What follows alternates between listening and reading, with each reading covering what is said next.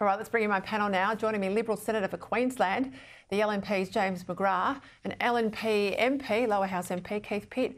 Well, gents, to you both, I know you're LNP members, congratulations on a terrific result on the weekend.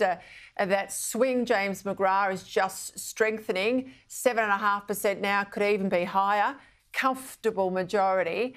One of the things that's interesting, and this will worry the Labor strategists federally, is the impact on the Labor vote in the outer suburbs. It's basically collapsed.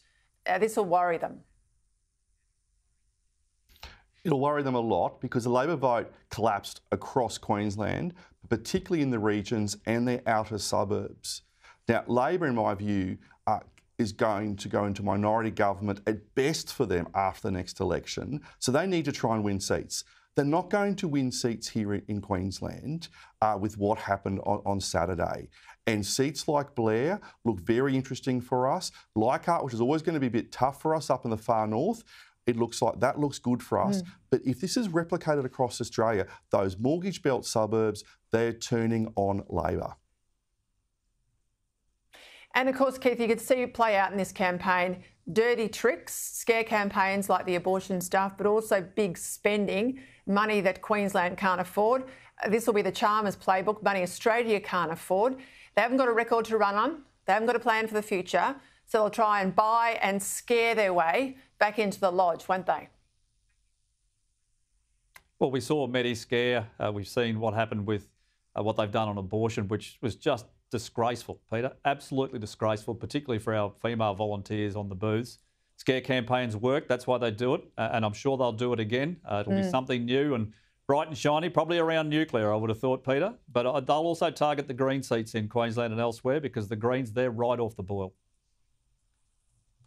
Yeah, just on nuclear, Keith, I mean, I think if you live within 100 k's, 50 k's of a nuclear power plant, if you said to every household you'll get free electricity for the 80-year life of that nuclear power plant, I think people will be putting up their hands to move near a nuclear power plant. Oh, that's exactly right. But not only that, look at the opportunities to build new areas with new housing, with new jobs, with highly paid jobs, highly skilled jobs, new industries. And those types of incentives will certainly add to the incentive for people to move there. Look, I think this is blue sky thinking. It's a great policy from the Coalition and the potential to build regional Australia in particular with new city centres and all things that go with them, hospitals and schools and all the rest. It'll be a great outcome for the country. James, I made the point at the top of the show when Tony Abbott was Prime Minister, he was offered private flight upgrades. He knocked them all back. He didn't think it was a good look that he would take an upgrade on a private flight, pay for it himself, he says, sit where you pay for.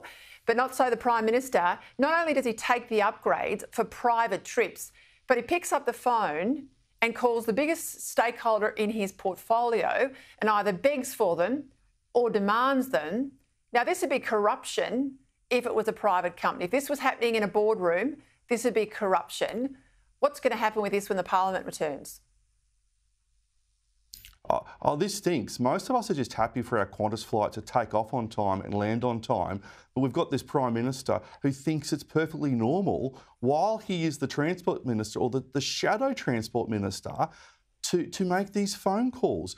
You can be guaranteed that the opposition are going to target the government over this in the coming week. We've also got estimates next week, so I'm pretty sure there's some questions are going to be asked there in relation to this very cosy, and I'm being polite, relationship between the Prime Minister and Qantas, because it does lead to perceptions of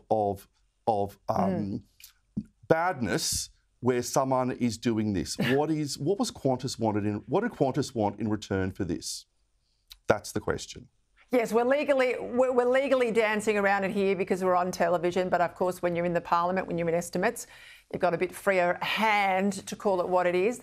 Hey, poor old Broken Hill, Keith Pitt, that is what is ahead of the rest of the country if we keep going down this crazy renewable path without the proper firming backup power, isn't it?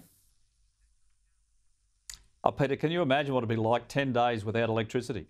No hot water, no lights, no cooking, absolutely nothing in terms of security, no communications, no health systems, no medical.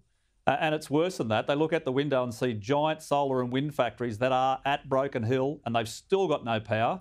and they've got giant batteries and they've still got no power and they're being filled up by diesel generators. And then thieves steal the generator from the local pharmacy and they lose all of their refrigerated stock, things like insulin, I would imagine. This is what the future looks like under a Bowen and Albanese plan. It is a disaster. It should never happen and it's got to be stopped. James, a lot of speculation about election timing. In February next year, they've got to put out those 2035 emissions reduction targets. They'll go after agriculture for the first time in a big way. They'll go after transport. They have to do them unless they're in caretaker mode. They've got a March budget, deficits as far as the eye can see. They've just ramped up by a third the spending of government advertising. I reckon they're going to go early. I reckon they're going to call it Australia Day, early February for a March election. What do you think? Oh, I'd love them to call an election today for early December to get rid of this terrible Labor government. But I actually think you're on the money, because when you look at the money that's being spent on government advertising, it's a lesson out of Queensland. What did Labor try to do here? They tried to buy the election. They did so much TV advertising, even had a stand at the Ekka with the Labor Party's central campaign message that was funded by the taxpayer. If you're a betting person, shocking, I would start to look at dates in March. Got to go. I think you're spot on. Gents, thank you again. Well done on the weekend.